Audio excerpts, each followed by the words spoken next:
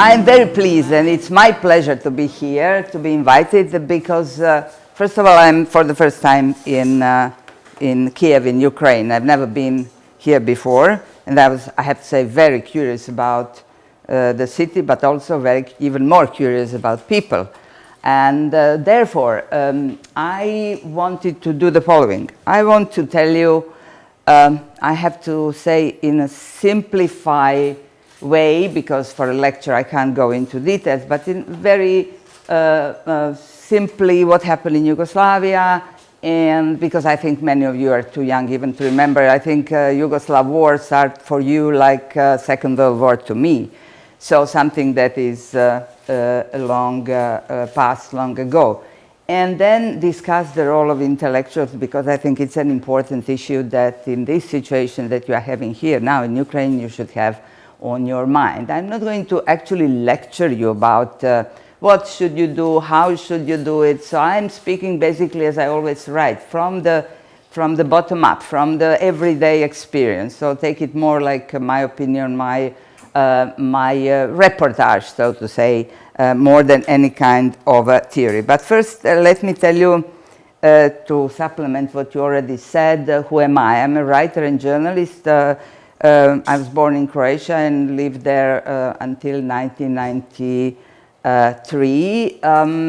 And then mostly for the reasons because it was very difficult to work under the conditions that I found myself as some kind of dissident, that is the opponent to nationalism and war. And for the next 10 years I wasn't able to publish in my own country, and I was publishing abroad.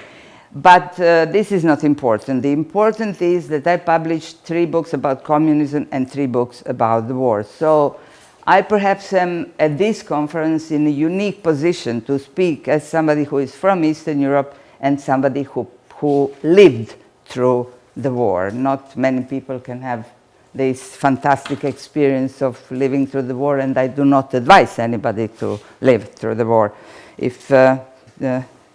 if it doesn't need be. So why about intellectuals? Oh no, rather tell me first, let me tell you first what happened in Yugoslavia. Some of you might, I think most of you were born after 1991, but Yugoslavia, no, okay, but you were babies in 1991, so you can't really remember what happened there. So Yugoslavia was a socialist country.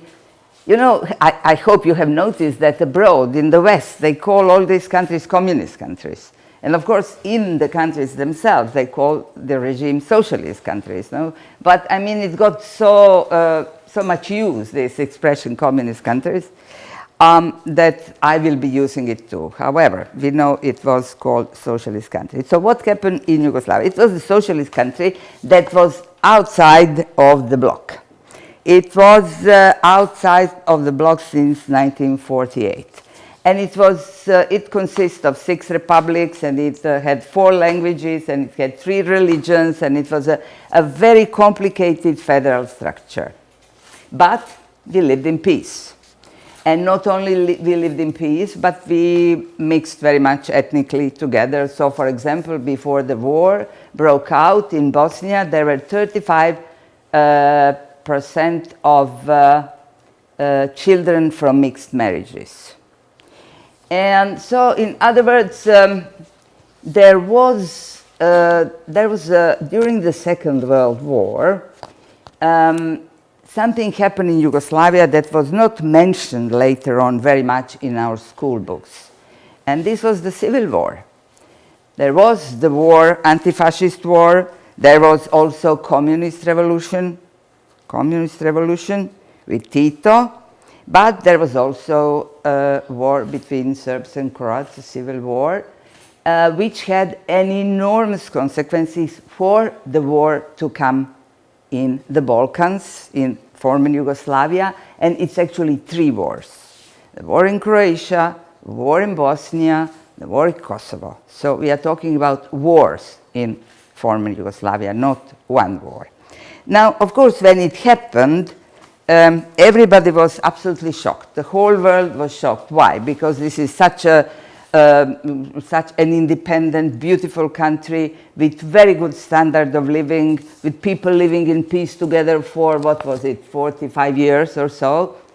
Why the war happened there? How come that this was the only country that didn't have velvet revolution, so separation without blood, but there were, in Bosnia, they have a list of close to 100,000 people killed.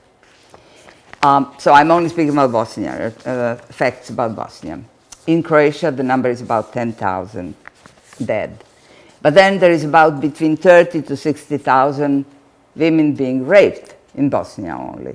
So these are just to give you a glimpses of the numbers. So it's an enormous human tragedy. But how this tragedy happened and why?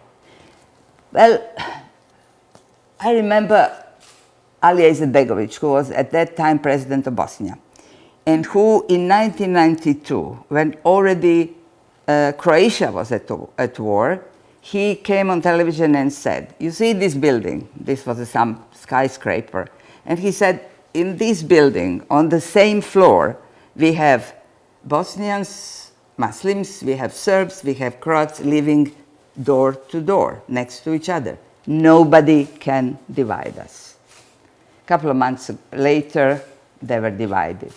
So, there are, I can't really go into all reasons, but in my personal view, there are several important things that happened that facilitated that war, so to say. First of all, unresolved problem from the Second World War, and this is the real number of victims on both sides. I will mention only two topics that are very problematic and still are problematic in our history. And this is Jasenovac. This was a concentration camp where Croats, because Croatia had Ustaše state, it's a fascist state between 41 and 45, killed some 80,000 people, mostly Serbs, communists, and gypsies. And then I will mention another topic, and this is Bleiburg. This is a field in Austria where the defeated army, Ustaše fascist army, but also a lot of civilians withdrew they were going to the west under the, quote, protection of the Allies, and they were killed by Tito's army. So it's a butchery on both sides. But these topics were not really discussed because my belief is, and some of you might recognize that what we had in communist countries was not history. It was ideology. It means history interpreted in the way that the party, Communist Party, wanted it. So that's not really history, no? On one hand. And on the other hand, we had memory, private memory of the people.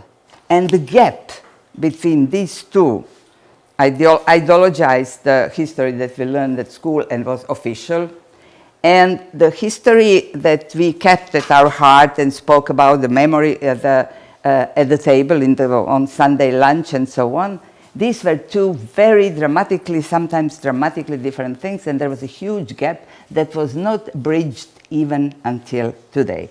I'm of course mentioning that because it had a huge influence on the causes and reasons for these recent wars. The other element in that wars, but I'm now of course referring to Croatia most of all, is that